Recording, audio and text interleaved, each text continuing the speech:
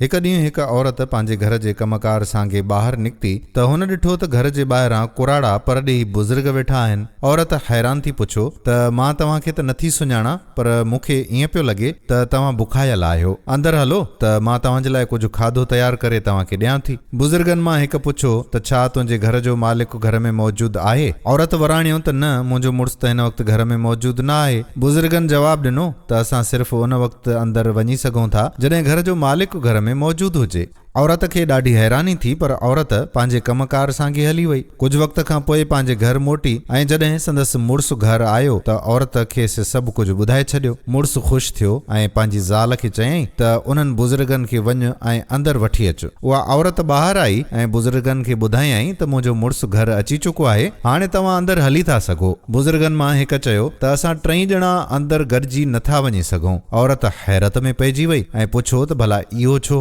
हिकु बुज़ुर्ग वज़ाहत कंदे चयो त मुंहिंजो नालो दौलत आहे। हुन पंहिंजे साथीअ ॾांहुं इशारो कंदे ॿुधायो त हिन जो नालो कामयाबी आहे ऐं टें बुज़ुर्ग ॾांहुं इशारो कंदे चयईं त हिन जो नालो मुहबत आहे। तव्हांखे असां मां कंहिं हिक खे चूंडणो पवंदो त केरु अव्हां सां अंदरि हले। औरत घर वापसि आई ऐं पंहिंजे मुड़ुस खे अची सॼो किस्सो ॿुधायो ऐं ॿुधायो त बुज़ुर्गनि मां कंहिं हिक खे चूंडणो पवंदो। मुड़ुस ख़ुशि थींदे चयो त जेकॾहिं इहो ई मामिलो आहे त दौलत खे अंदरि आणियो, जीअं असांजे घर में मालो दौलत वधी वञे। औरत मुड़ुस सां इख़्तिलाफ़ कंदे चयो त छो न कामयाबी खे अंदरि घुराइजे त जीअं असां हर मैदान में कामयाब थियूं। हुननि जी इहा ॻाल्हि ॿुधी कुंड में वेठल संदन पुट जी ज़ाल पंहिंजी राय ॾींदे चयो त छो न मुहबत खे घुराइजे, जीअं असांजो घर मुहबत सां भरिजी वञे। मुड़ुस चयो त नुंहुं जी सलाह सही आहे, वञो ऐं मुहबत खे अंदरि वठी अचो। औरत ॿाहिरि वई ऐं बुज़ुर्गनि खां पुछो त तव्हां मुंहिंजा मुहबत केरु आहे? असां तव्हांखे पंहिंजे घर वठी वञणु चाहियूं था। जंहिंजो नालो मुहबत हुयो उहो बुज़ुर्ग उथियो